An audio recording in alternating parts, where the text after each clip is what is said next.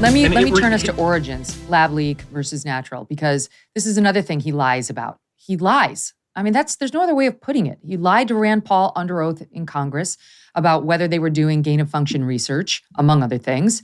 And he's lied to us, including in this interview. Wells asked him about origins. Fauci says, I feel that until you have definitive proof of one or the other, meaning lab leak or natural, it is essential to have an open mind. Okay. Great. Work on that. And I have been this way from the very beginning, as if we haven't all seen those emails between Fauci and Collins, who was his boss, the NIH at the time, saying, we got to squash this lab leak theory right away. Very dangerous, has to be dismissed as fringe, as conspiracy. And Fauci worked to do that by getting all those scientists, those virologists, to write that piece in Science or Nature magazine saying, lab leak, no, it couldn't have been. Definitely natural origins. 2 days after they all came to him and said, holy shit, this thing looks man-made, looks engineered. After browbeating by Fauci, they changed their tune, okay? This is the guy. You have to maintain an open mind, and I've been this way from the very beginning. Then he goes on to say, if it's a natural occurrence, for goodness sake, natural, right, meaning comes from animals, natural occurrences occur all the time. We should have been doing something about that. If it's a lab leak, then we really should have been much, much more attentive to protocols and training and restrictions. And he goes on to add this. First of all of the intelligence groups agree that this was not an engineered virus. And if it's not an engineered virus, what actually leaked from the lab? If it wasn't an engineered virus, somebody went out into the field, got infected, came back to the lab, and then spread it out to other people. That ain't a lab leak, strictly speaking. That's a natural occurrence. Do you see the intellectual dishonesty here? First of all, it is not true that all of the intelligence groups agree that this was not an engineered virus. They agree it wasn't made as a biological weapon. That's the only thing that the experts have said. They don't think this was made intentionally by the Chinese to hurt people. But the FBI, the Department of Energy, and others are growing more and more confident that it did develop as a result of a lab intentionality to create gain of function research that then led to the release of the virus in the lab. So Noah, this theory that, the bat lady just took a stroll through a cave, caught this new coronavirus from a bat, went back into the lab where they were manipulating coronaviruses, and boom, it originated. He's so dishonest.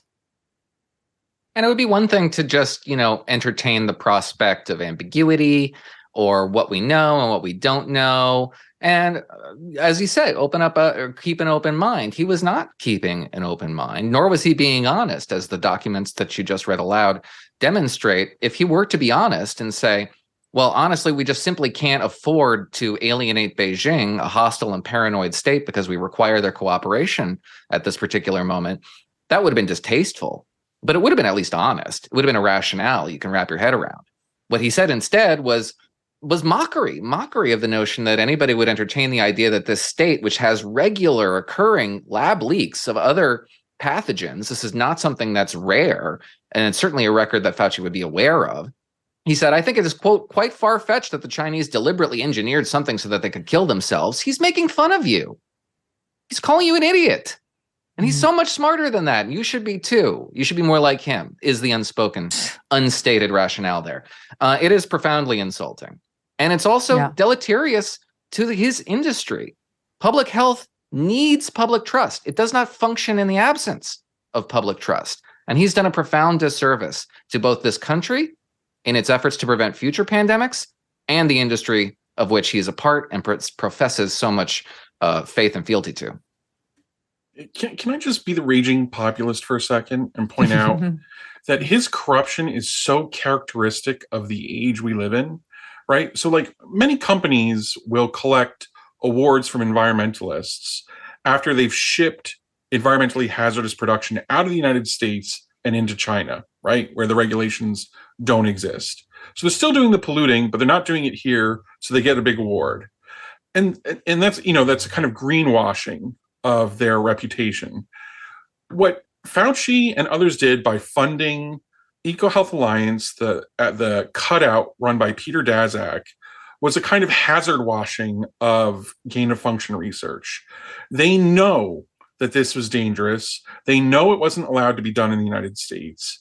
they were paying attention to the regulations. They're paying attention to the very lack of them in China, which is why it was outsourced to China.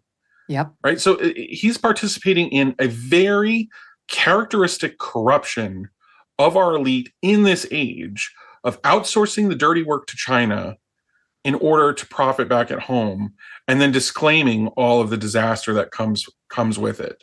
So I find it really horrifying. I mean, he is like a figure out of a Dickens novel condemning our age. It is really gross that he is.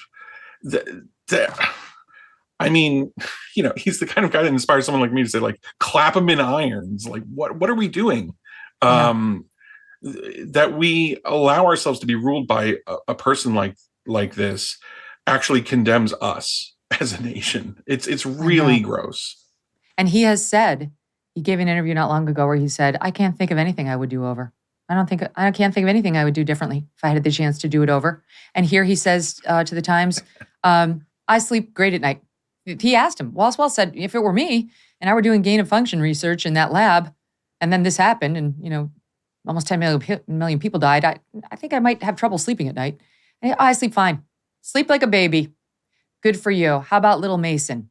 How is he sleeping that night that he spent in hysterics because of your useless mask mandate, or the rest of us? And then we haven't even touched on the vaccines. He makes admissions about those in here. You know, he's had no problem with the lockdowns, which have led to so many deaths of despair. I sleep great. This guy should be run out of the public square. There are literally instead superhero dolls of him in my old neighborhood on the Upper West Side.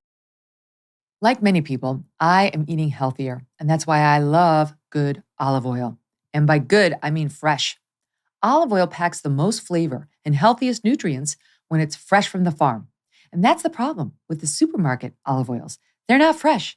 They can sit on the shelf for many, many months, growing stale. That's why I like my olive oil direct from small, award-winning farms, thanks to a guy named TJ Robinson, also known as the Olive Oil Hunter. When I tasted TJ's farm fresh oils, I fell in love with their vibrant, grassy flavors. They're delicious on salad, veggies, pasta, meat, fish, you name it. As an intro to his fresh-pressed olive oil club, TJ's willing to send you a full-size $39 bottle of one of the world's finest artisanal olive oils for just $1 to help him cover shipping. Best of all, there is never a commitment to buy anything, and you can cancel your membership at any time. Get your free $39 bottle for just $1 shipping and taste the difference freshness makes. Go to harvestfreshnow.com, harvestfreshnow.com for a free bottle and pay just $1 in shipping. harvestfreshnow.com. Hey, thanks so much for watching. If you like what you just saw, hit the subscribe button for more clips and full episodes.